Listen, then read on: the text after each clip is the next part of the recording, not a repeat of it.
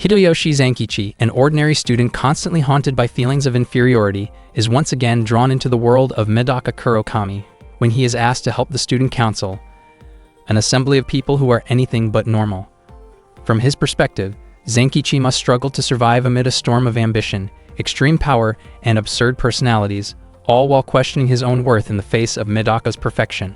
This story becomes Zankichi's inner journey, a tale of the courage to confront one's inadequacies and the determination to keep standing beside someone who is too perfect for an unfair world. Medaka was inaugurated as the 98th Student Council President of Hakoniwa High School. During the inauguration ceremony, she delivered a speech in front of all Hakoniwa High School students. In her address, she asked every student to freely share their opinions by submitting them through the suggestion box, encouraging them to write down any problems they were facing. Medaka also promised that she would respond to student concerns at any time throughout the year. She showed complete dedication to her role as student council president of Hakoniwa High School. A student named Han Sode admitted that he was impressed by Medaka's confident attitude during the speech, noting that she clearly seemed accustomed to speaking in front of large crowds. According to Zankichi, Medaka appeared more suited to standing above everyone rather than merely standing in front of them. As widely known, Medaka had won the election with 98% of the votes, leaving no doubt that she was the number one Sasae Izagi. Han Sode then wondered what Zankichi planned to do next and asked whether he would still join the student council. Zankichi refused, explaining that he did not want to be used by Medaka. Suddenly, Medaka forcefully grabbed Zankichi and pulled him away, leaving him completely startled. Habataki was confused by Zankichi's sudden disappearance. Hansode explained that Zankichi was currently with the student council president, which made Habataki curious about the true nature of the relationship between Medaka and Zankichi. Hansode described them as childhood friends who shared a strong and somewhat unhealthy bond. At the same time, Zankichi was with Medaka in the student council room. He questioned why Medaka did not approach him in a more normal way when asking him to come along. Medaka's behavior stemmed from Zankichi repeatedly rejecting her requests in the past. Zankichi admitted that he did not want to be involved in the heavy responsibilities Medaka carried, believing that she never truly considered his feelings or his position. He confessed that he had reached his limit and felt certain that Medaka could handle everything on her own. Medaka then acted in a way that deeply unsettled Zankichi by suddenly invading his personal space and behaving far more intimately than the situation required. She showed no sense of embarrassment, as she viewed their long-standing familiarity as justification. Medaka expressed her desire to always have Zankichi by her side, emphasizing that she relied on him more than anyone else. Medaka then shifted the conversation to the suggestion box, explaining her intention to resolve every problem submitted by the students. She took one letter from the box, which described concerns about the Kendo Hall being occupied by delinquent third-year students. The writer of the suggestion urged the student council to remove them as soon as possible. The Kendo Hall was one of the school's important facilities, a building filled with tradition and history. It had remained in use until the previous year, but the Kendo Club had been disbanded due to a lack of members. As a result, the hall had been left neglected and was now being used by third-year delinquents. Medaka and Zankichi immediately headed to the Kendo Hall, where they encountered a group of third-year delinquents. Medaka explained that she had come in response to a complaint submitted through the suggestion box. The leader of the delinquents, Mahibi, threatened Medaka by pointing a bamboo sword toward her.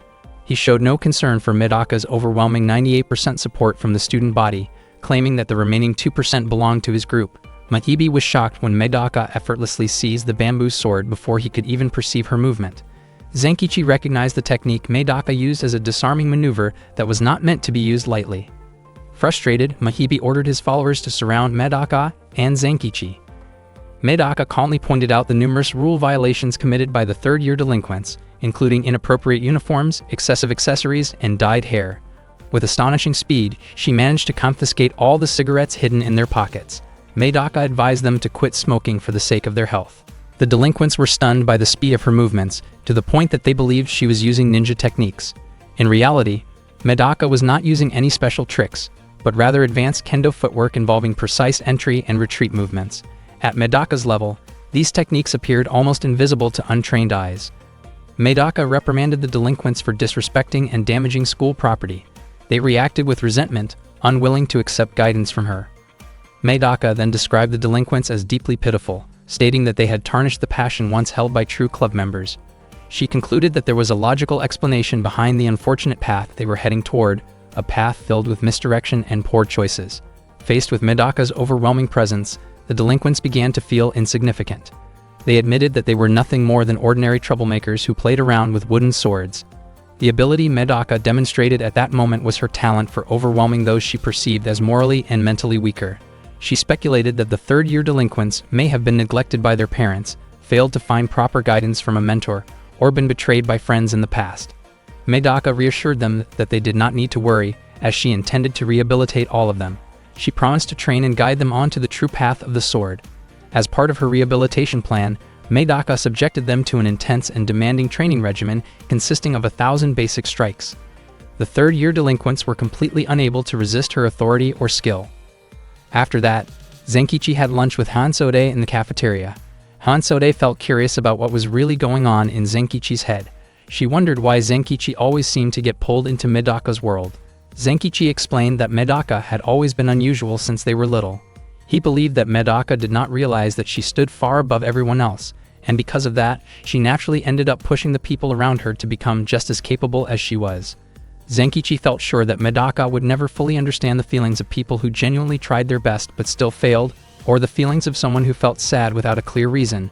He was also convinced that the third-year delinquents would not return to the Kendo Hall after what they had gone through with Medaka. Hansode laughed after hearing this.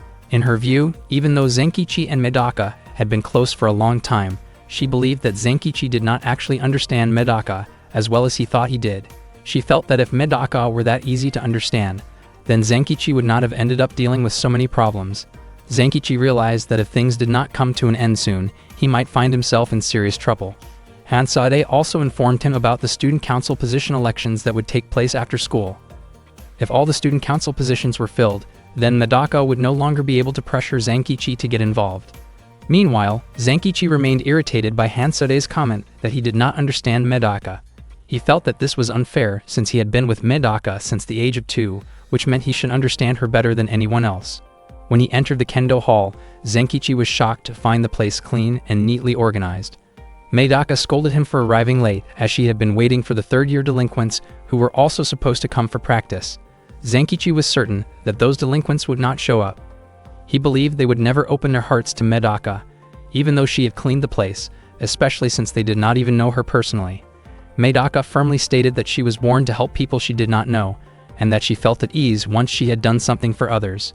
Zenkichi remarked that if he had been blessed with talents like Medaka's, he might have chosen to live his life the same way. Still, he believed that someday Medaka would suffer if she continued like this, especially because those delinquents were not people who had chosen her, and they were only a small remainder of the student body.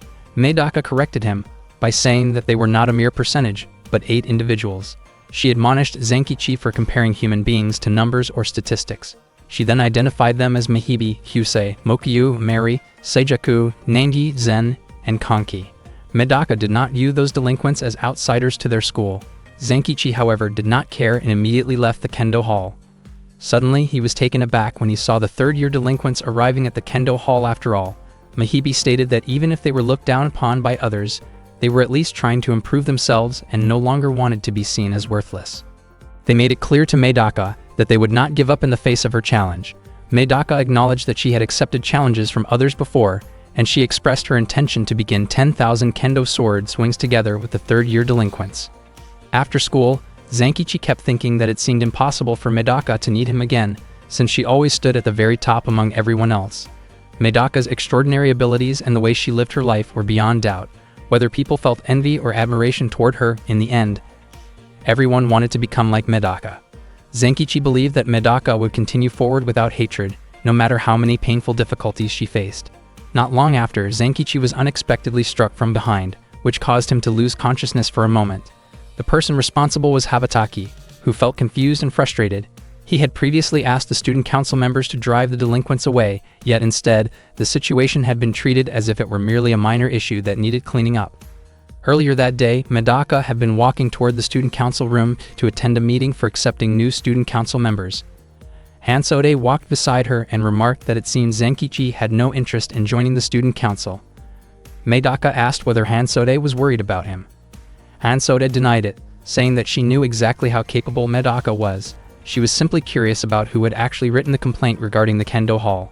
Medaka stated that she did not know and did not wish to know. Hansode suspected that Habataki was the one who had submitted the complaint, as she believed he had a bad reputation and a history of problematic behavior during middle school. Unfortunately, Medaka did not pay any attention to that suspicion at all.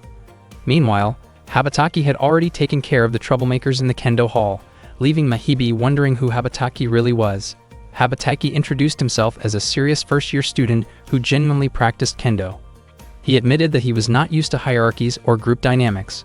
He also explained that he often clashed with seniors or supervising teachers in the past, which usually ended badly, and that was the reason he deliberately chose that school, so he could remain a solo kendo member. He openly stated that he did not like Mahibi and the others being in the kendo hall.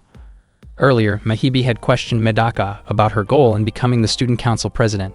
To him, Medaka did not seem like the typical type to hold that position. However, Medaka only wanted to keep looking far ahead into the future.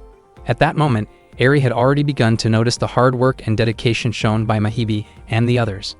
Mahibi then stood up and pushed Habataki, unable to accept the way Habataki spoke so carelessly. Mahibi recalled his own childhood as a kendo student, and the memories were not his alone. The others felt the same way, as they had all once dreamed of becoming skilled swordsmen. Habataki arrogantly dismissed them as failures. He prepared to make another move toward them, but Zenkichi suddenly arrived and stopped Habataki's kendo strike. Habataki accused Zenkichi of being in league with Medaka, but Zenkichi denied it. He explained that he had actually planned to let Habataki leave after dealing with the third-year delinquents. Habataki demanded that Zenkichi stop interfering, believing that his own actions were justified. Zenkichi acknowledged that Habataki had done something right, but he believed Medaka had acted even more rightly.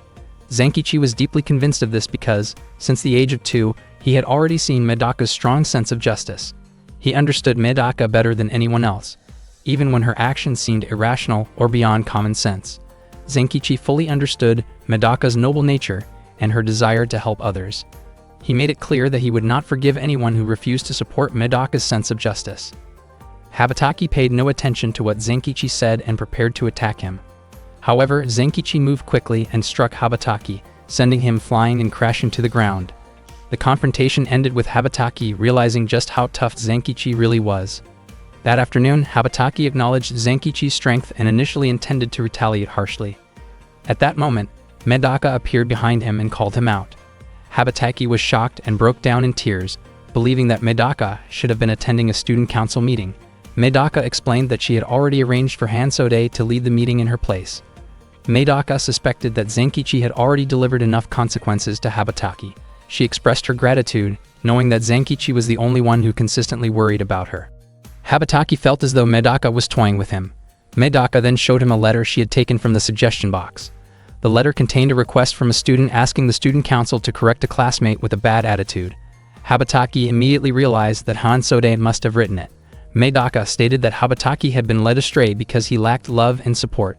She then gave Habataki a firm punishment to ensure he would reflect on his actions. After the incident, Mahibi and the others resumed practicing kendo together, with the club now operating under Habataki's guidance. Medaka placed flowers as decorations after successfully resolving the student issue. Zenkichi was surprised to see that Medaka also had a gentle, feminine side. Medaka confidently believed that she would never fail, as she always trusted that her room would be filled with flowers. Zenkichi asked whether Medaka could truly manage everything, especially since she had failed to recruit new student council members after leaving the meeting the day before. Medaka brushed it off, explaining that she only wanted to do everything together with Zenkichi. Zenkichi was puzzled by why Medaka always wanted him by her side, considering that he was merely her childhood friend and that others might see him as an outsider. Medaka believed that Zenkichi understood her better than anyone else, and the feeling was mutual. More than that, Zenkichi had been the only one who continued to worry about her from the time she was 2 years old until now. Medaka was convinced that she could help others as long as Zenkichi stayed beside her. Hearing this, Zenkichi asked to join the student council as a member. Nervously but sincerely, he stated that he would help turn the school into a field of flowers by continuing to dedicate himself to supporting the students. Medaka felt genuinely happy that Zenkichi finally accepted the role and thanked him by hugging him tightly. Zenkichi was startled by how affectionate Medaka could be, but he resolved to stay by her side because he truly loved her. Medaka then assigned Zenkichi the position of general assistant, the lowest rank in the student council, and encouraged him to work hard to rise through the ranks. It had already been a week since Zenkichi volunteered to become a member of the student council, yet he still did not feel confident wearing the student council uniform. Zenkichi felt out of place in dark-colored clothing, even though he had deliberately chosen to enroll at Hakoniwa High School. Medaka, on the other hand, thought that Zenkichi actually looked good in darker outfits. Zenkichi was startled when he noticed Medaka suddenly standing behind him. Medaka suggested that he wear a jacket underneath his blazer. Zenkichi followed her suggestion, and it turned out that the jacket really did make him look cooler. Medaka then reminded Zenkichi that his responsibility was to check the suggestion box. That task was considered a top priority for the student council, so Medaka told him not to slack off. One of the requests was signed, and the name written on it was Aria from class 2 to 9. Aria later came to the student council room to meet Medaka. She admitted that she was not sure whether her problem was something that needed to be brought to the student council. Medaka reassured her not to feel hesitant, since she accepted requests from anyone. Zenkichi felt confused seeing Medaka speak so casually to an upperclassman. Aria, meanwhile, was puzzled by Zenkichi wearing a jacket underneath his blazer. Aria explained that she had received a letter demanding that she leave the track and field club, and on top of that, her running shoes had been damaged. She said that she had been selected to represent the school in an upcoming track competition, something that rarely happened for second-year students. She had been extremely happy about it, but 3 days earlier she discovered her damaged shoes along with that letter. Zenkichi asked whether there was anyone Aria suspected. Aria admitted that she did not know, since she kept her shoes in a locker, and anyone could have done it. She also felt that everyone seemed suspicious. Competition for a spot on Hakoniwa High School's main team was incredibly intense, so it was not surprising if others held resentment toward her after she was chosen. Aria had prepared herself mentally for possible backlash, but she never expected it to go that far. She said she could not report it to the coach, and she could not continue training alongside someone who treated her that way. She felt unable to trust anyone. Overwhelmed by stress, Aria broke down and confessed that she had been unable to sleep at night. Medaka told Aria to calm down and promised that she would help bring the situation to an end. She assured Aria that she would uncover who was responsible. Zenkichi never imagined that sports clubs could have such a dark side. From the fact that the trouble involved members of the main team, Medaka concluded that the culprit was most likely a female student. She believed the person had been in the track club for a long time, was talented at running, was a fan of a famous running shoe brand, was left-handed, regularly read the Fuguruma newspaper, and lived in Block 23. Zenkichi was stunned by how specific her deductions were. Medaka explained that the shoes had been damaged with scissors and done carefully, without leaving even a scratch on the logo. From that, she concluded that the culprit liked the shoe brand. The cuts were made with the left hand, and there was also a clipped line from the Fuguruma newspaper attached to the back of the letter. When Zenkichi asked how Medaka knew the culprit lived in Block 23, she explained that newspapers sometimes varied by distribution area depending on the printing day. The newspaper used for the note was from Week 14's edition, which was distributed specifically in Block 23. Zenkichi realized just how unsettling Medaka's deductive skills could be. Medaka deeply despised anyone who sabotaged another person's hard work, and she was clearly on the verge of anger, ready to take action herself. After that, Zenkichi told Hansode about everything, and the two of them decided to look for the culprit. Hansade revealed that she suspected Isagi, a third-year student and a member of the track club. Isagi specialized in running just like Aria, was left-handed, and wore the same brand of running shoes that had been damaged. Hansode also knew that Isagi's family had subscribed to the Fuguruma newspaper for 3 years and that Isagi lived in Block 23. Hearing all of this, Zenkichi was completely bewildered by how Hansode managed to gather such detailed information. Hansade simply told him that he did not need to know. Hansode also knew that Isagi had failed to secure a spot on the main team after Aria was selected. Zenkichi suspected that Isagi might have acted out because her pride as a senior had been hurt when she was replaced by a junior. Medaka believed that they should not label someone as a wrongdoer without solid evidence. Zenkichi admired Medaka's strong ideals, though he felt that collecting more evidence was unnecessary. At the same time, he knew they could not confront Isagi indirectly forever. Unexpectedly, Medaka went straight to Isagi and asked whether she was responsible for damaging the running shoes. Isagi was shocked and immediately ran away. Zenkichi hurried after her, but at that very moment, Hansode suddenly asked why he was wearing a jacket underneath his blazer. Meanwhile, Isagi felt panicked and kept running at full speed. She could not understand how Medaka had figured things out so quickly.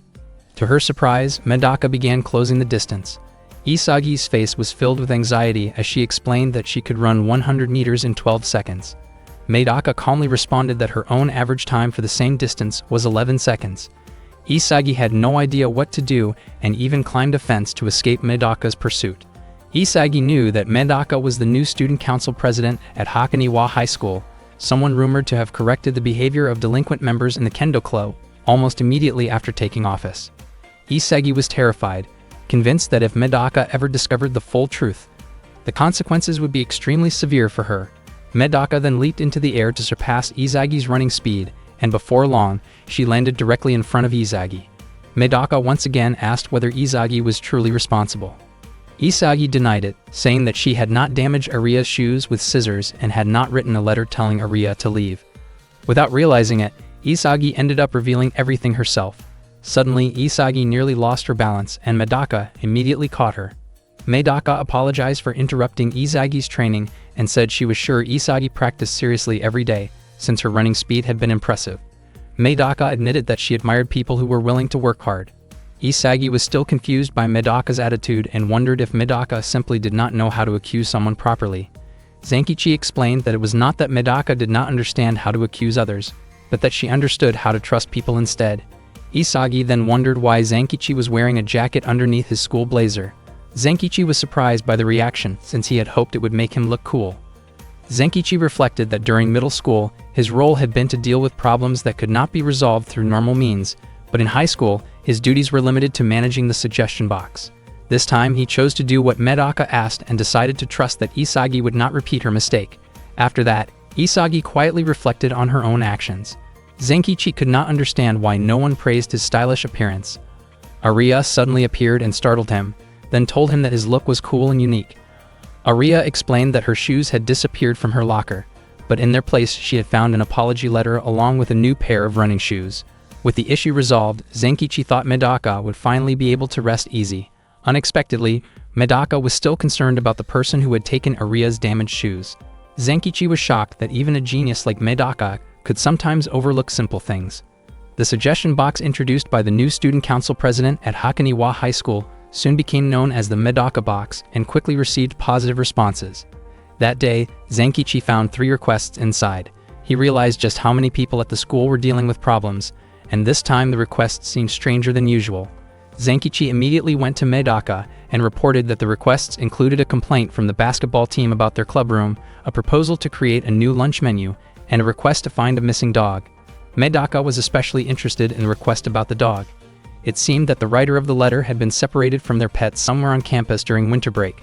Medaka immediately assigned Zenkichi the task of finding the dog. She did not join him, since she could not handle being around animals. Zenkichi eventually asked Hansode to help. Hansode was surprised to learn that the seemingly perfect Medaka also had a weakness. Zenkichi explained that during grade school, Medaka had experienced something that left her uncomfortable with caring for animals, which was why Zenkichi would step in whenever she could not. Zenkichi was full of enthusiasm about finding the dog, but Hansode commented that his excitement looked unpleasant rather than admirable. Before long, they found the dog, although it looked quite intimidating. Its fur matched the picture shown in the letter. Zenkichi was confused, since the image had made it look like a cute dog separated from its owner, and he had imagined it belonging to a wealthy family or being some kind of protected animal. Hansode explained that the Borzoi was a respected breed, also known as the Russian Wolfhound. Zenkichi asked Hansode to help him approach the dog, but she refused, saying she preferred to watch from a safe distance. She even planned to take photos of Zenkichi's bravery. Soon, the dog barked after being disturbed from its sleep. Hansode casually suggested that the barking meant the dog wanted to play. Zenkichi did not believe that interpretation, knowing the dog was simply annoyed at being awakened. Hansode encouraged Zenkichi by saying this was his chance to show his courage in front of Medaka. Fired up, Zenkichi prepared to catch the dog. Hansode handed him a sausage. Zenkichi assumed it was meant to lure the dog, but Hansode jokingly suggested he place it on his stomach and pretend he was injured. Even Zenkichi could tell that following such advice would only make the situation worse, so he decided to rely on his own common sense instead. Zenkichi immediately ran toward the dog while holding a sausage. The dog opened its eyes and suddenly turned around, chasing after him. Zenkichi ran as fast as he could to save himself, but the dog managed to catch him. Meanwhile, Hansode was calmly recording the frightening incident instead of helping. After that, Zenkichi reported to Medaka that he and Hansode had managed to locate the target but failed to capture it. It turned out that after disappearing for 6 months, the puppy had grown into an extremely aggressive dog. Zenkichi admitted that he had already met the dog's owner, Urushi, from the 3rd year of high school, but explaining the situation to her was not easy. Zenkichi later learned that Borzoi in Russian refers to a clever breed that was originally used as a hunting dog. Only then did he realize why he had failed to catch it. He admitted that he would not give up just because he failed on the first attempt, and he planned to take further action together with Hansode. Medaka was confused about why Hansode had to be involved. According to Zenkichi, Hansode might not be happy about going along with him, but he believed she would cooperate if he pushed her a little. Zenkichi added that Hansode was someone he could rely on. Medaka had already completed 2 other requests and wanted to personally step in to deal with the dog. She could not accept the fact that Zenkichi had asked for help from someone else because of his own shortcomings. Medaka then put on a dog-themed outfit that was meant to help her blend in rather than stand out. Hansode wondered why Medaka was wearing something like that. Medaka's goal was to make the target see her as the same kind of creature, which she believed was the first step in dealing with animals. Hansode was surprised by this logic, while Zenkichi commented that Medaka could be foolish precisely because she was too smart.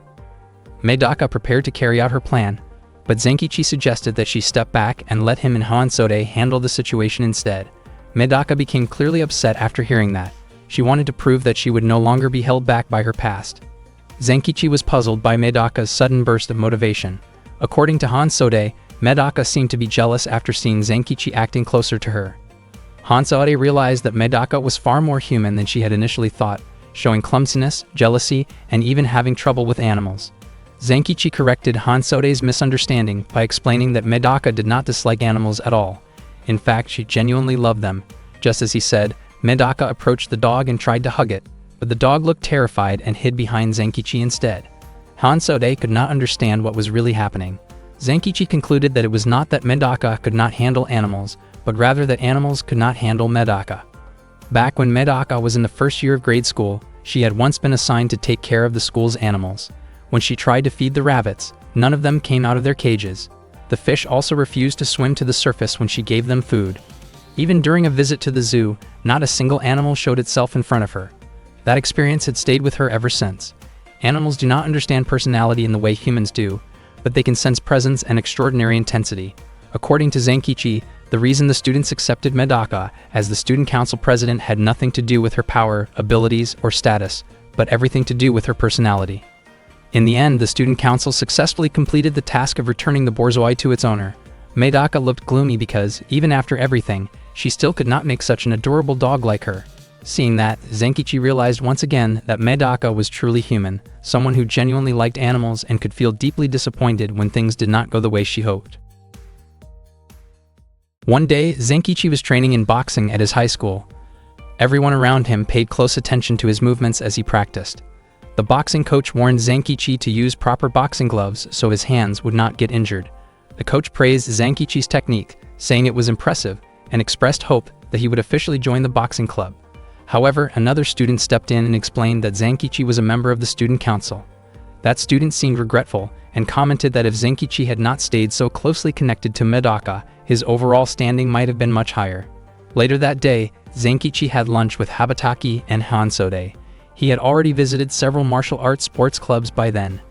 Habataki was puzzled by how dedicated Zenkichi had become, especially since he believed Zenkichi did not actually like sports. Zenkichi explained that he simply created his own rule for himself so he could sweat up to 5 liters every day. Hearing that, Hansode casually remarked that she would have to eat 5 liters of ramen daily to keep up. Habataki then mentioned that there was a rumor going around that Zenkichi was considered a club destroyer. Zenkichi smiled and asked whether Habataki was worried about him, which Habataki immediately denied. Zenkichi found it strange that Habataki was having lunch with him as if they were close friends. Suddenly, a student named Hisu approached Zenkichi and asked him to come along, saying there was something important he needed to talk about. Meanwhile, Habataki commented that Hidemi seemed to be doing fine and wondered whether Zenkichi would also be alright. Hansode was confident that Zenkichi would be just fine and added that Zenkichi was the kind of friend who only showed up when she needed him. Habataki admitted that he himself was not exactly a good person, but he described Hansode as far worse. Hansode believed that Zenkichi would not have any trouble dealing with Hisu. Hisu was known as a former candidate for student council president. He had tried to gather votes through intimidation in the past, but Medaka ultimately defeated him. Habataki suspected that Hisu deeply resented Medaka, and Hansode felt that Hisu was probably planning something reckless. While looking through Zenkichi's notes, Hansoda noticed that he had not yet visited the judo club. At the same time, Hishu and Zenkichi were talking on the school rooftop. Hishu revealed that he wanted Zenkichi to help bring Medaka down. He was trying to gather supporters and attempted to persuade Zenkichi to join him. Zenkichi responded that Hishu had approached the wrong person. Hishu denied this, arguing that Zenkichi's position in the student council was nothing more than a general assistant, and that, in reality, Zenkichi was merely serving Medaka without recognition. Hishu also mentioned that he had heard about Zenkichi's recent behavior and believed it was nothing more than a way for him to release stress. He insisted that Zenkichi must be exhausted from following Medaka's requests every single day without receiving anything in return. Hishu claimed that Medaka had won the election through sheer force of personality, and therefore he believed it was justified to challenge her through similar means. Zenkichi countered by pointing out that Hishu's actions had frightened the students who were supposed to vote freely. Hishu then told Zenkichi to stop acting overly righteous, insisting that he was actually trying to help him.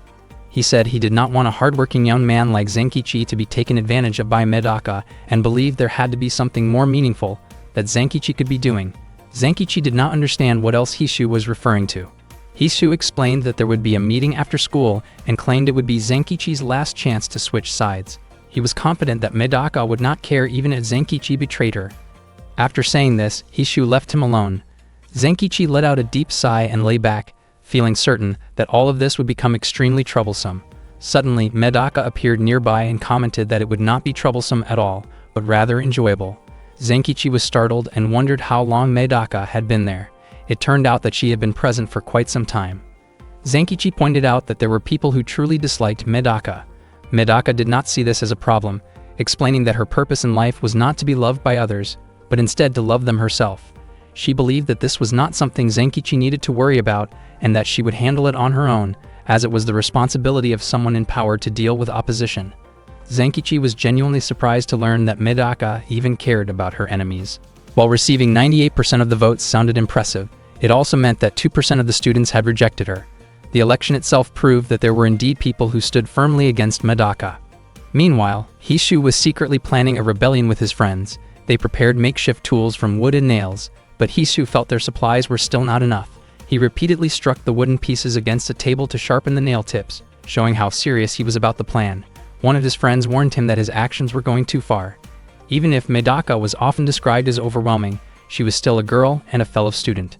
Hishu lashed out at them instead, insisting that Medaka was not some small monster but more like an unstoppable force. He even demanded to know whether anyone understood Medaka's weaknesses. They had heard rumors that she was weak against animals, but that idea quickly fell apart because Medaka was known to keep a dog. Hishu angrily blamed his friends for his failure in the student council president election, saying they were the reason he had not been chosen. Not long after that, Zenkichi suddenly appeared. Hishu welcomed him with excitement, but Zenkichi immediately knocked away all of their prepared tools, sending them flying and embedding harmlessly above them.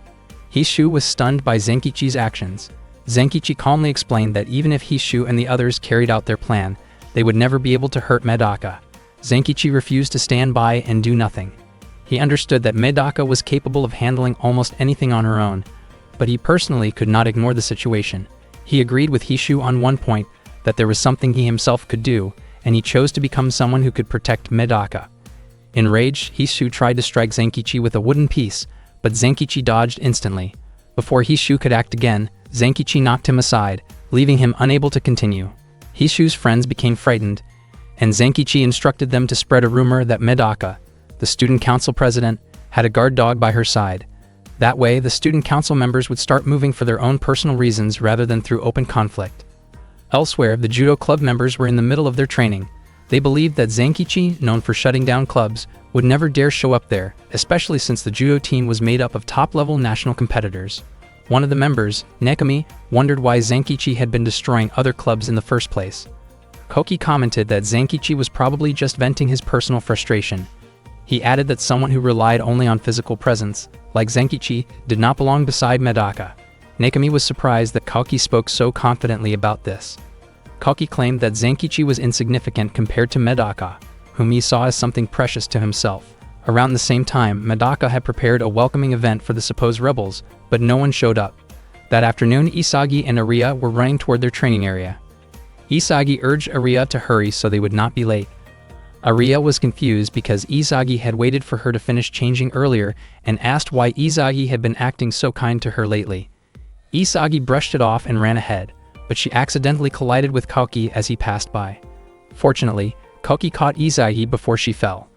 Izagi was startled to realize that Koki was holding her steady. Koki gently reminded her to be more careful. Izagi apologized and found herself momentarily captivated by Koki's calm presence. After Koki left, Aria came over, and Izagi asked if Aria knew who he was. Aria explained that he was Koki from class 2 to 11, widely known among second-year students as the Prince of Judo. Later that day, Medaka invited Zenkichi to visit the judo club with her. When Zenkichi noticed that Medaka was dressed in an inappropriate and careless way for a public setting, he scolded her and told her to change into proper clothes. Medaka did not understand why he was so upset, as she thought it was harmless, but Zenkichi insisted on basic decency. Around that time, a request arrived in the suggestion box from Nekami, the judo club captain. Zenkichi recognized her as a member of the famous special team, often known for her intense style. Nekami was about to step down from her position and asked the student council to help choose her successor, which meant they had to come in person. Zenkichi realized that this was exactly why he had been avoiding the judo club. When they arrived, Nekami greeted them enthusiastically and formally introduced herself as the judo captain. Medaka immediately said that she would help. Nekami admitted that she was struggling to find a suitable replacement. Zenkichi sensed that something about Nekami felt unusual. Suddenly, Nekami mentioned that someone wanted to greet Medaka and then called Koki over. Koki approached Medaka with great respect and courtesy, but Medaka quickly told him that such formality was unnecessary and did not suit him. Koki explained that he felt no embarrassment and simply wanted to express his gratitude to her. Medaka gently corrected his posture and encouraged him to stand confidently. She then explained that she had come to the judo club as part of her duties as student council president, specifically to help select a new leader for the club. Medaka then suggested that Koki spend some time talking with Zenkichi, sensing that there was something the two of them needed to discuss privately. Koki immediately approached Zenkichi, and it was obvious that the two of them deeply disliked each other. Koki scolded Zenkichi, blaming him for being the reason Medaka did not receive a perfect 100% of the votes. Zenkichi felt certain that all of Koki's fans would be heartbroken if they ever found out that their beloved judo prince had mocked someone from a lower grade. Koki firmly stated that both his body and soul belonged only to Medaka, so he was willing to accept insults and even be seen as a dangerous presence for her sake. Since their middle school days, Koki had always liked Medaka and despised Zenkichi. Medaka had already gained many admirers back then, although none were as devoted as Koki. At that time, Medaka announced that she would test the judo skills of every club member, asking them to step forward and challenge her directly. Everyone was stunned by her declaration. Nekami laughed and remarked that Medaka seemed to be underestimating the long history of their judo club. Koki asked Nekami not to blame Medaka, believing that only he and Nekami were capable of standing up to her. Betsue, the vice captain of the judo club, then volunteered to face Medaka, claiming that he was the most suitable person to step in. Betsue moved forward with the intention of restraining Medaka in close combat, but she reacted instantly and threw him to the mat. He was defeated in a single move. Medaka confidently stated that she would defeat everyone present. Koki finally realized just how incredible she truly was, noting that Medaka had continued to shine brighter since their middle school days. Nekami then asked for Zenkichi's opinion about Medaka. Zenkichi explained that since their second year, Medaka's abilities had already been on a monster-like level, so what had just happened was not surprising to him at all. Nekami laughed again and said she felt the same way.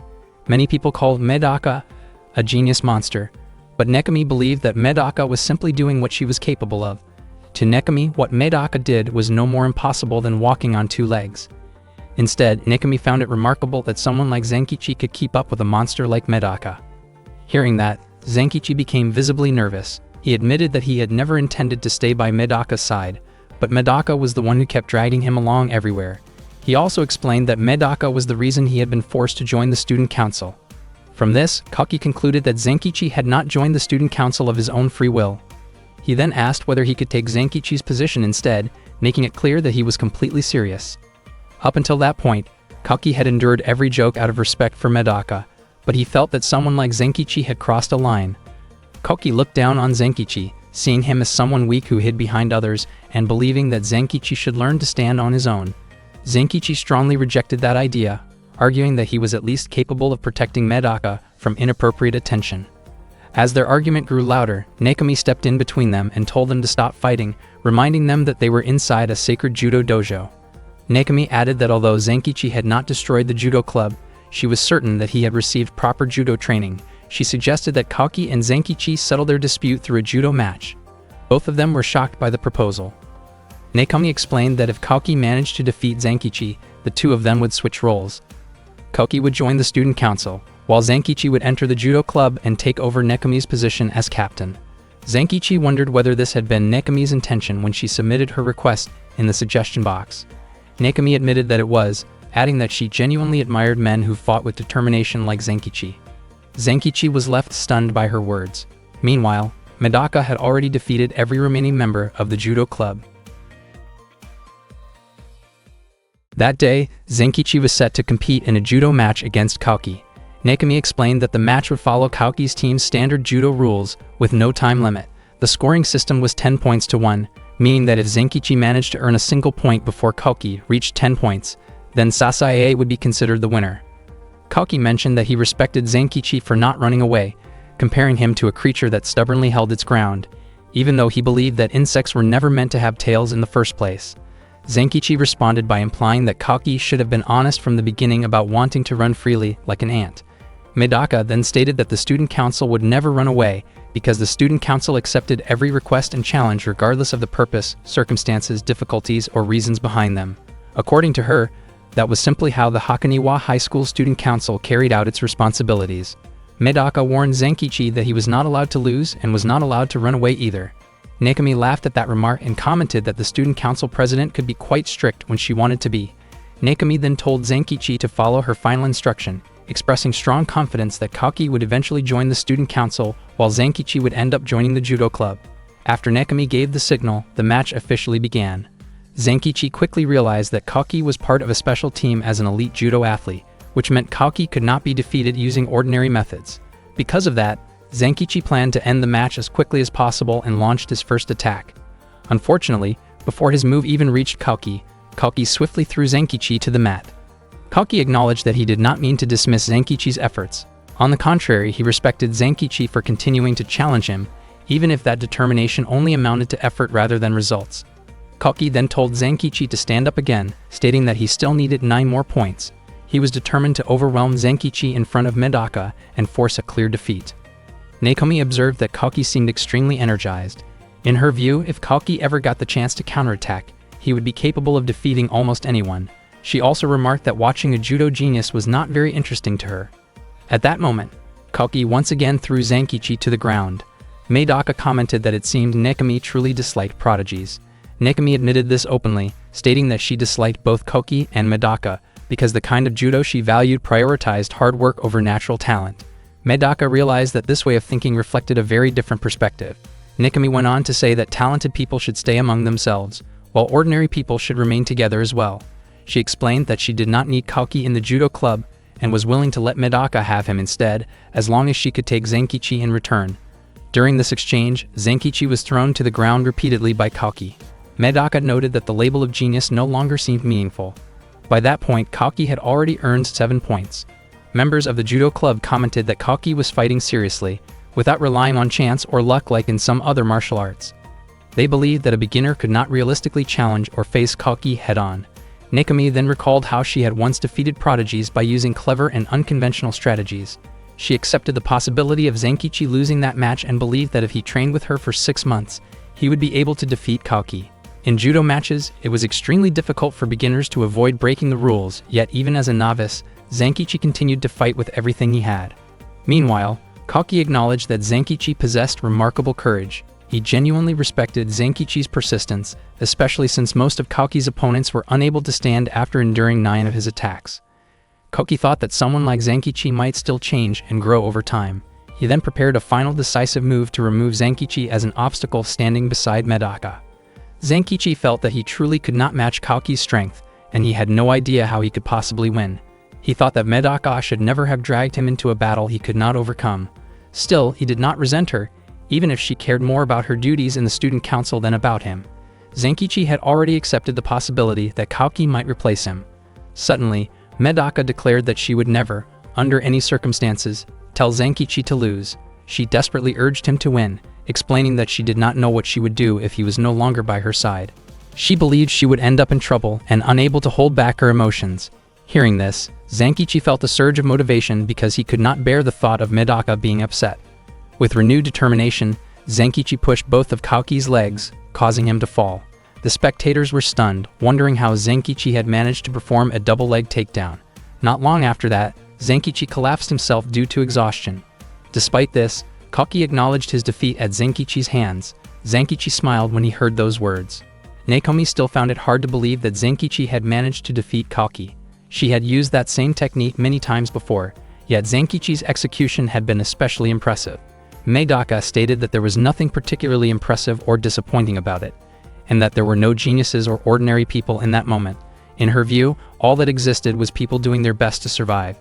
She added that this meant there was no real difference between Nakomi and herself.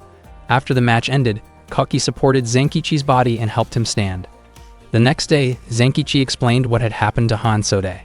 Hansode said that Zankichi had gone through something extremely heavy and that he should have asked her for help. She then asked about the candidate to replace the judo club captain. Betsue had been appointed as the new judo captain because he was considered brave enough to challenge Medaka. Nakomi stopped trying to recruit Zankichi, and the other related cases were also resolved. According to Hansode, it would be best if Zankichi simply hoped that Nakomi would give up on recruiting him altogether. Hansode then asked about Kaoki, but Zankichi said that Kaoki did not know anything because the matter had nothing to do with him. When Zankichi entered the student council room, he was shocked to see Kaoki inside, dressed in an unusual way that immediately caught his attention. Zankichi was confused about what Kaoki was doing there. Kaoki admitted that he had stopped pursuing Zankichi, but he could not completely cut ties with Medaka. On top of that, Nakomi had already dismissed him because she did not intend to keep someone she believed to be stronger than the new judo captain. Kaoki admitted that he had never thought of himself as a genius. At first, he had stood out, but reaching that point had required hard work and strong determination. Nakomi asked whether Kaoki was finally admitting that the idea of a natural-born genius did not really exist, and she encouraged him to use his effort and resolve to chase the girl he admired. Nakomi had also discussed the matter with Medaka, and Kaoki was now free to join the student council or any club he wanted. Kaoki felt that he had failed to keep his promise to Zankichi. Nakomi told him that if he truly did not see himself as a genius, then he needed to decide whether he would honor that promise or follow his feelings. Kaoki ended up in tears. Before leaving, Nakomi asked him to pass a message to Zankichi, saying that she would not give up so easily. Shortly after that, Kaoki announced that starting that day, he would be joining the student council as its secretary. Zankichi was genuinely irritated when he heard this. From that day on, the Hakoniwa High School Student Council officially had 3 members. That same day, Zankichi was watering the flowers in the student council room. The number of flower pots had increased so much that some of them clearly needed to be moved outside. Zankichi never expected that simply carrying out student council duties would result in the room being filled with flowers. He admitted to himself that Medaka really could turn the entire school into a field of blossoms. Not long after, Kaoki arrived at the student council room and greeted Zankichi. Kaoki used to see Zankichi as a dangerous presence, but after watching him carefully tend to the flowers, he now thought of him as someone surprisingly beneficial. Zankichi was puzzled by Kaoki's choice of outfit. Kaoki smiled and explained that he was following Medaka's example in every way, including adopting a bold and unconventional style. Zankichi was left completely stunned by that reasoning. Kaoki then wondered why Medaka had not arrived yet. It turned out that Medaka had gone out to pick up the person responsible for managing the suggestion boxes. Zankichi admitted that student council duties felt overwhelmingly demanding, so he told Kaoki that he should say so if he ever wanted to resign. Kaoki, however, made it clear that quitting was not an option for him. Later, Medaka invited Kana, a third-year student, to explain her request. At that moment, Zankichi found his attention drifting to Medaka's summer uniform. Kana explained that she simply hoped Medaka would write a letter for her. She had been captivated by the beautiful handwriting on the posters Medaka created. Zankichi acknowledged that Medaka's handwriting was indeed famous. Back in 3rd grade at grade school, Medaka had studied under a renowned calligrapher, although that teacher had been forced to resign after only 3 months. Kana admitted that she struggled with poor handwriting and wanted Medaka to write the letter on her behalf. Medaka did not mind helping, but she assigned Kaoki to take on the task and asked him to handle it with full responsibility. Kaoki promised that he would do so. After reading Kana's written request, Zankichi agreed that her handwriting was far from neat. He believed there would be no problem if Kaoki handled the task, but Medaka pointed out that the real issue was that it seemed too easy. Kana then shyly admitted that she wanted Kalki to write a love letter for her. She realized that it might seem strange, especially since she was known as a tomboy, but she had still fallen in love. This reminded Kalki of how Medaka had never responded to his own confession. Even so, he promised to help Kana and said he would create something wonderful that could win over anyone's heart. Kana was shocked by his confidence and decided to rely on him completely. Meanwhile, Zenkichi was spending time with Hansode in the school's back courtyard. Hansode explained that Kana was famous for being a tough, tomboyish girl. She would rather leave a classroom through a window than take the stairs, and if something got in her way, she would not hesitate to break through it. Zenkichi commented that this sounded less like toughness and more like recklessness. Hansode admitted that she did not know how good Kalki's handwriting really was, but she was certain it would not match Medaka's. She wondered why Medaka had entrusted the task to Kalki. Hansode understood that Medaka might simply want Kalki to gain experience, but she felt that Kana was being used as a test subject, which seemed out of character for someone who usually cared so deeply about others. Zenkichi admitted that Hansode had a point, but he believed that Medaka would never stop giving new members opportunities to grow. He was convinced that Medaka would not recruit anyone who would hinder her work. At the same time, he believed that while Medaka would always help those who were facing problems, she would not step in to save those who refused to stand up for themselves. Not long after that, Kalki handed over the love letter he had written to Medaka, so she could review it again. He explained that it had been a difficult assignment, since it was his first time writing a romantic letter from a woman's point of view, but he still believed the letter turned out beautifully.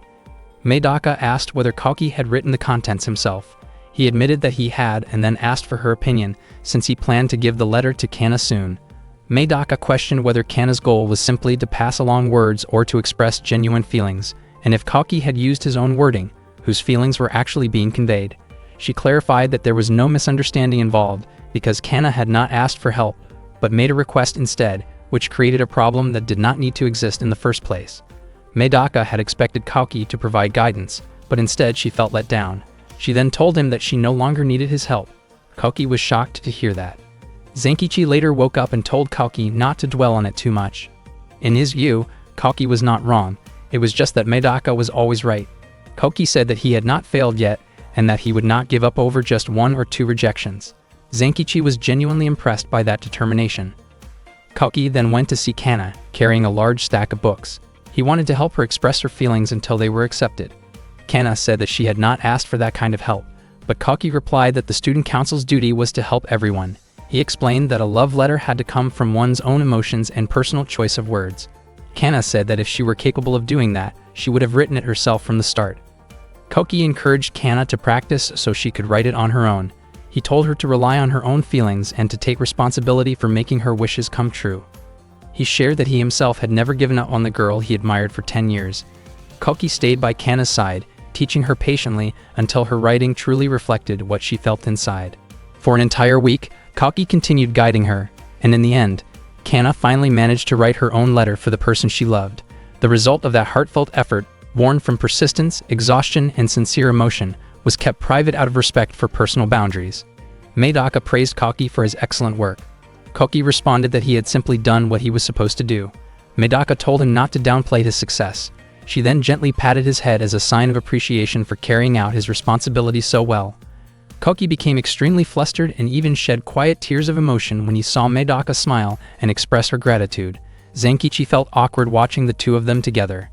That was Medaka's vision of a school, one where blooming fields of flowers seemed to spread quietly behind the student council room.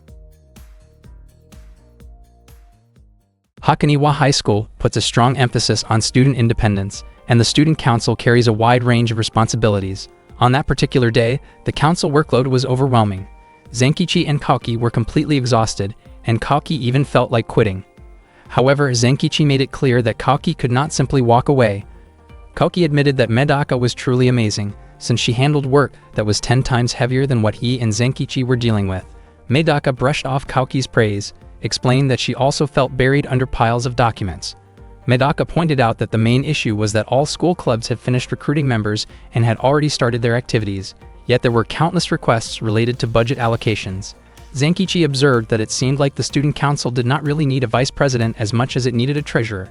Kalki, who used to be part of the judo club, shared his perspective by saying that every single yen in the budget mattered, and he understood why each club wanted an increase. Zenkichi remarked that Hakoniwa High School had far too many extracurricular activities, ranging from an archery club to a bowling club and even a bobsled club. He genuinely wondered what the school leadership was trying to achieve with such variety. Medaka explained that there were strict limits on budget submissions. If the funds were divided evenly, each club would only receive a trivial amount, and that kind of solution would clearly be unfair. Zenkichi reflected on how Medaka had essentially lived in her own world. Back when she was in her first year of middle school, she had solved the most difficult math problem ever recorded, a puzzle known as the jugular problem. As a reward, she received an enormous sum of money. Ironically, that history made Medaka poorly suited to act as a treasurer, since she herself had a complicated relationship with money. Kalki then suggested an idea of giving all the funds to a single club. His own role would be to plan an inter-club competition. At its core, the event would function as a social activity, but the allocated budget could be awarded to the winning club. Zenkichi realized that Kalki was sharper than he had expected. Medaka agreed that the idea had merit, but she felt that something like a simple running competition would be too limited. If taken seriously, it would heavily favor the track and field club. Shortly after, Zenkichi discovered something promising. A letter had been submitted to the suggestion box, explaining that the 55-meter swimming pool was rarely used and requesting an event, so the facility could finally serve a purpose. That afternoon, Zenkichi informed Hansode that the student council would be hosting an inter-club water arts contest. The event would take place at the new swimming pool and was scheduled for Sunday. The club that won the contest would receive additional budget funds. Hansode pointed out that this seemed to benefit the swimming club the most, but Zenkichi reassured her that the student council had already taken that concern into account. The planned activities did not include swimming races. Instead, they featured games like bread-eating challenges and water basketball. Hansode argued that holding competitions in water was still unfair, because Hakoniwa High School's swimming club had 3 so-called flying fish who were extremely enthusiastic about money. Zenkichi did not understand what Hansode meant by that at all. Hansode insisted that he ask properly if he wanted an explanation, and Zenkichi complied by humbling himself before her.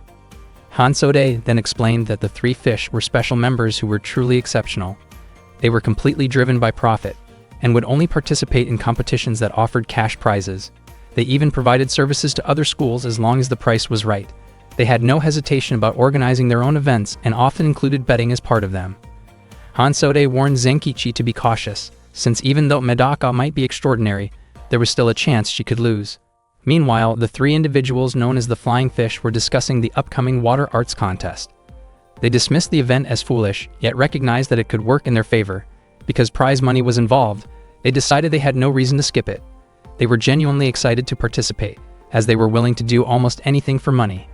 The trio consisted of Yumimishi, the swimming club president, Satsu, the vice president, and Mokana. All 3 were deeply obsessed with earning as much money as possible. On the day of the water contest, contestants from many different clubs had already gathered and prepared themselves. Zenkichi admitted that the event had clearly become a major attraction. All 15 clubs that had requested budget increases were present. Kalki was surprised by how many clubs joined the water arts contest, especially given how short the announcement period had been. It seemed that every club was struggling with financial issues. Familiar faces appeared from the Kendo Club, the Track and Field Club, and even Nekami from the Judo Club. Zenkichi wondered where the swimming club members Hansode had described were. He was momentarily stunned when he saw Medaka wearing a swimsuit. Not long after, Medaka delivered an opening address before the contest began. She expressed the idea that while the saying about not working and not eating failed to capture the true nature of human thinking, it was still fair to say that those who worked would earn their food. She encouraged everyone to give their best and aim for the prize. After that, Zenkichi explained the rules. The match was divided into 4 rounds, and whichever club earned the highest total score would be declared the winner. There were 3 basic rules in the contest. First, each club could only send 3 members, and they had to work together as a team. Second, the male students would be given a handicap. Since all participants in every contest were mixed, all male students would wear flotation devices on their arms to keep the competition fair. Before Zenkichi could explain the 3rd rule, Medaka asked him to hand over the microphone. Medaka explained that the contest was meant to motivate everyone. She believed many people would feel disappointed if only the winning club received a reward. She wanted everyone to stay excited and enthusiastic about participating, and she also wanted everyone to have fun. Because of that, she had prepared a bonus rule to make the event even more exciting. Medaka announced that the student council would also take part in the water arts contest. If any club managed to outperform the student council, she would triple the prize, with extra money coming directly from her own pocket. The contestants were thrilled when they heard this and became even more fired up to give it their all. Unfortunately, Zenkichi and Kaki did not share that excitement. They could not believe they also had to participate, especially since they had tried to stop this from happening earlier. Nekami grew even more energized and felt confident that the water arts contest would be a lot of fun. Medaka then officially opened the event. The first competition to be held was water basketball. Zenkichi honestly could not wrap his head around it. He had assumed the contest would be relatively calm, but after hearing Hansode mention something about 3 flying fish, he began to feel uneasy. Before long, the baskets emerged from the pool. At that moment, Mokana asked whether Satsu was ready for the water basketball game. Satsu felt confident that he could handle it. Even though Medaka was often known as a monster on the level of a T-Rex, the 3 members of the swimming club moved through the water like sharks. Yumichi agreed and reminded everyone that their goal was absolute victory, guided by their motto of winning and losing for the sake of prize money. 16 baskets have been prepared inside the pool, making this the first competition of its kind at Hakoniwa High School. The commentators were the head of the broadcasting club, Thonzaku, along with Hansode. Before the match began, Thonzaku explained the rules. There were a total of 24 balls, with 12 assigned to each team, placed at the bottom of the pool. Each team had to throw as many balls as possible into the baskets before the time limit ran out. Every successful shot counted as 1 point. Thonzaku and Hansode encouraged everyone to compete with full energy. During the commentary, Thonzaku wondered whether Hansode was truly close to Zenkichi. Hansode admitted that her relationship with Zenkichi went back a long time and was very close, and she even said that Thonzaku could ask anything about him. Thonzaku then asked her to share the story behind her connection with Zenkichi. Feeling shy, Hansode explained that she and Zenkichi had attended different middle schools and first met in April, when Zenkichi picked up an eraser she had intentionally dropped. Meanwhile, Zenkichi could not understand why Hansode was talking about something so trivial during the match. Not long after, Nekami laughed and suggested that Zenkichi should have made a different rule. In her view, the flotation devices on the arms would only slow people down when diving to grab items from the bottom of the pool. Zenkichi explained that the flotation devices were meant to give other students an advantage. He emphasized that Nekami was the only one whose team consisted entirely of girls, simply because she did not want any handicaps. Even though Nekami was no longer the captain, she clearly had no intention of giving up her reputation as a troublemaker. Kaki was genuinely confused about why Nekami was not embarrassed to openly admit to bending the rules. Medaka did not mind if Nekami wanted to rely on underhanded tactics, but Medaka intended to use her own methods as well. She was confident that the match would turn into an exciting showdown. Nekami smiled and accepted Medaka's handshake. The prize the contestants were competing for was an increase in the winning club's budget. Meanwhile, Thonzaku asked for Hansode's thoughts on how the basketball match would unfold. Hansode believed that none of them had played this game since grade school, and that the basketball club might have an advantage. Whether on land or in water, the core objective of basketball was still to throw the ball into the basket to score points, which was something the basketball club practiced regularly. Thonzaku admitted that Hansode's reasoning made sense. According to Hansode, the techniques used in water basketball were slightly different, but most people were not aware of those differences. Not long after that, Thonzaku gave the signal to start the basketball match. All the contestants immediately jumped into the pool. The male students struggled to dive because flotation devices were strapped to their arms. At the same time, the female students also had trouble.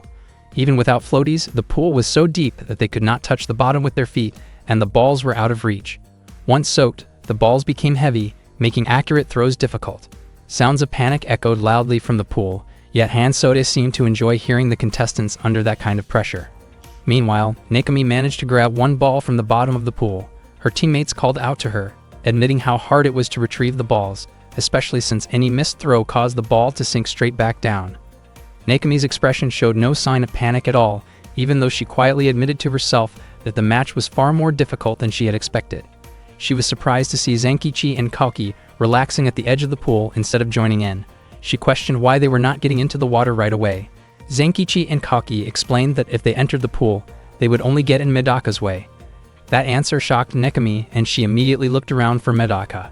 She wondered where Medaka had gone, but Zenkichi did not seem concerned about her whereabouts.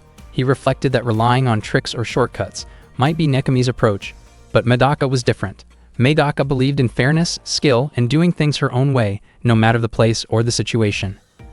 At that moment, Medaka was carrying 20 balls at once from the bottom of the pool, holding them tightly as she swam upward.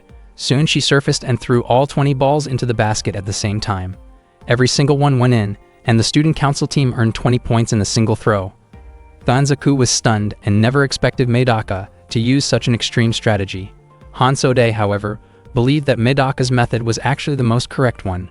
She had explained earlier that underwater basketball required a slightly different technique, and throwing multiple balls together could be more effective. A larger mass made aiming easier, with gravity helping guide the throw.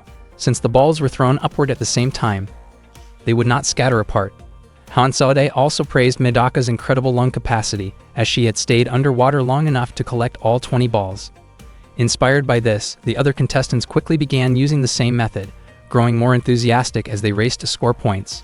Before long, the match time ran out and many clubs ended up with tied scores.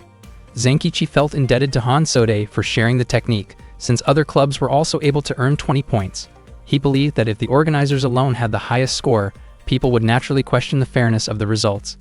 Medaka, however, did not see it as owing Hansode anything, especially since the student council did not take first place in the end. The swimming club claimed the top position, and no one noticed that they had reached 20 points even faster than Medaka.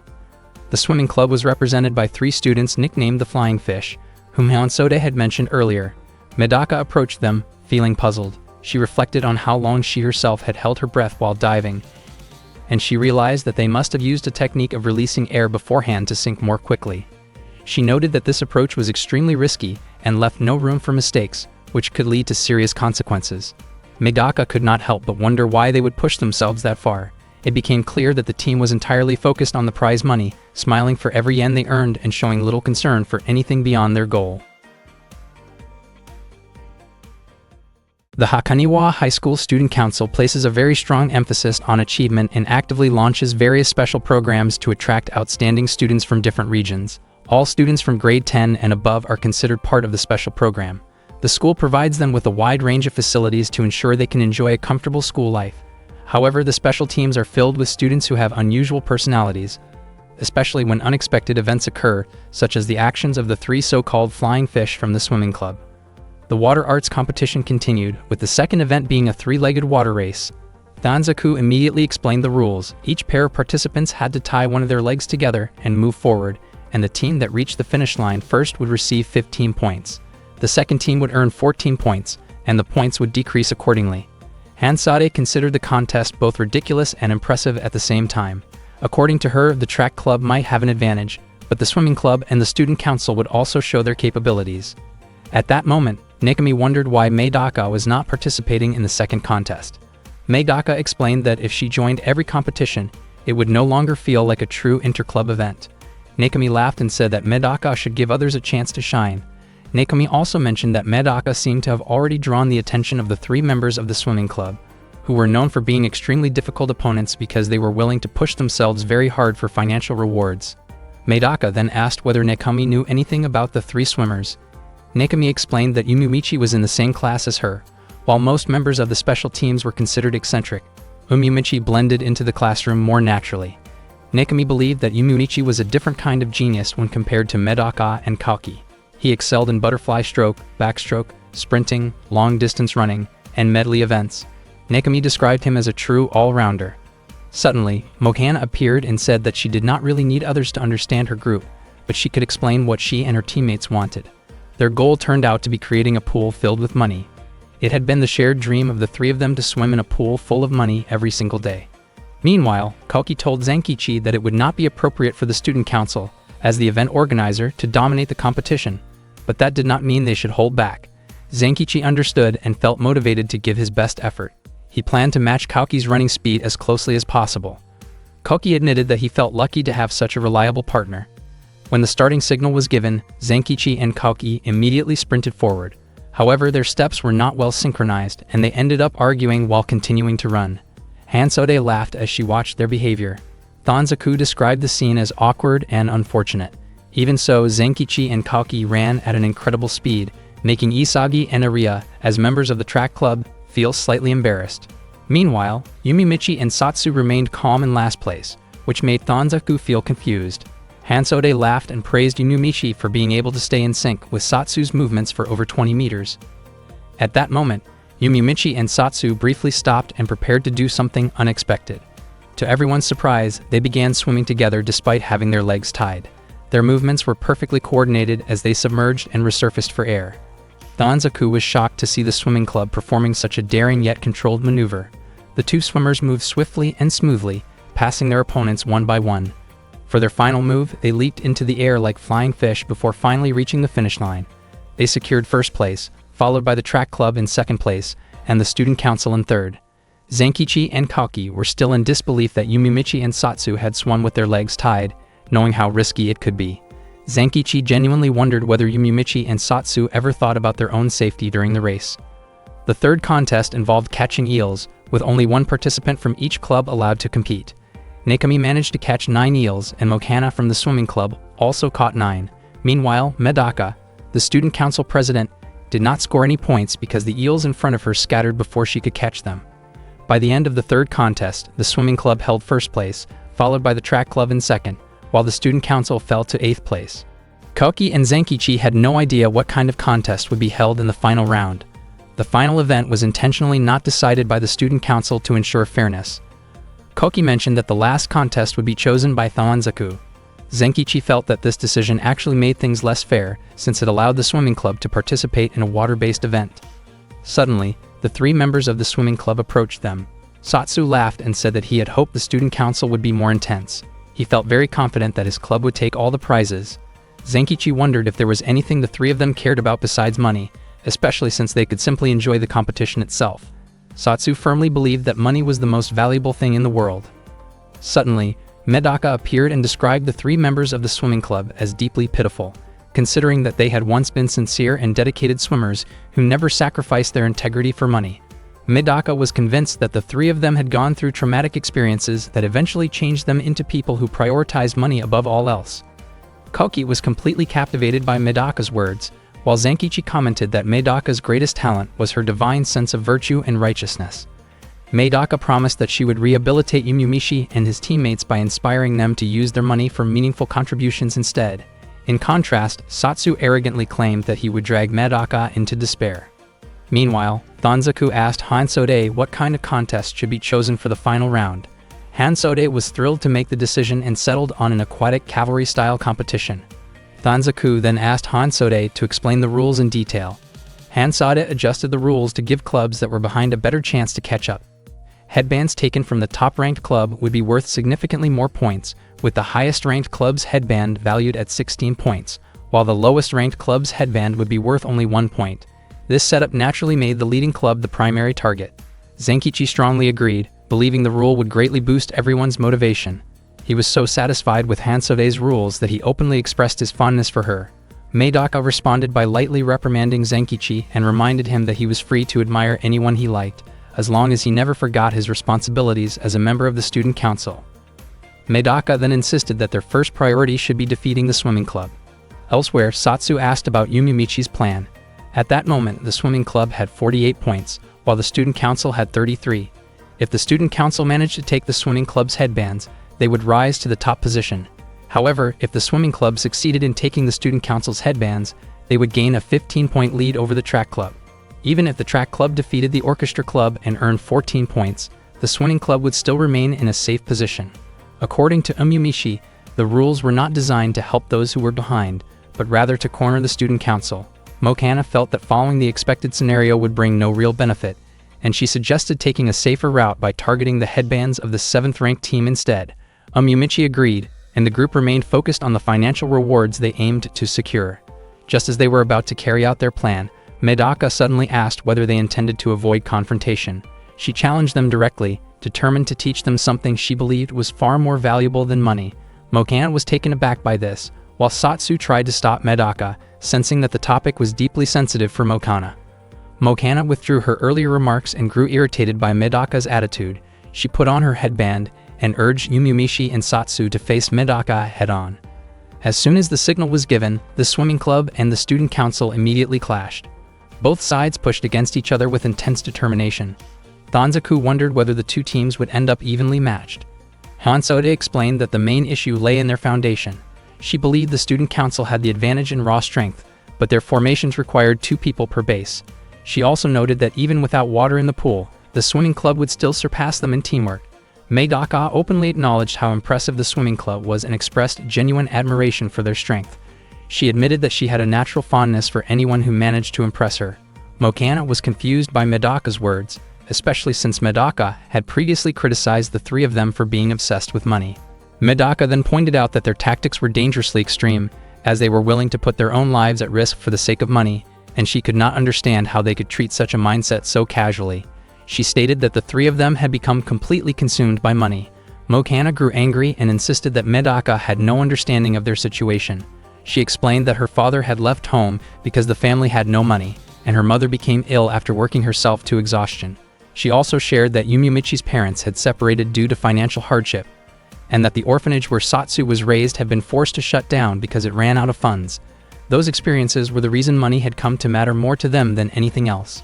Mokana believed that sacrificing everything for money was acceptable, because people would be deeply distressed if they lost their wealth, yet would feel nothing at all if the three of them simply disappeared. All of a sudden, Mokana managed to push Medaka away, sending her flying. Seeing this, Kauki and Zenkichi immediately threw their life rings toward the spot where Medaka was about to land. Yumiumichi felt confident that Medaka's fall would secure their victory in the contest, and that no one would be able to beat them after that. Unexpectedly, Medaka stood firmly on top of one of the life rings. She stated that even if Yumiumichi and the others were living lives that felt like hell, that was still not a reason to throw those lives away, and she considered the three of them to have made a costly mistake. Medaka also mentioned that Mokana had completely provoked her anger. Danzaku watched in awe as Medaka balanced herself on the life ring, while Mokana could hardly believe that Medaka was capable of such a feat. Medaka then used all 4 life rings to support her hands and feet on the water's surface. Zenkichi cheered her on, encouraging her to win the contest. Medaka quickly leaped toward the swimming club's foundation and pushed forward with all her strength. Her hand reached Mokana's headband as she expressed that Mokana might be able to recover lost money, but a lost life could never be brought back. According to her, nothing was more important than life itself, and if the three of them were to die, she would be deeply saddened. Medaka jumped while holding on to Mokana, pulling her along into the water. The unexpected move shocked everyone watching. Zenkichi realized that this was Medaka's third ability, known as excessive affection. Both Mokana and Medaka fell into the pool together.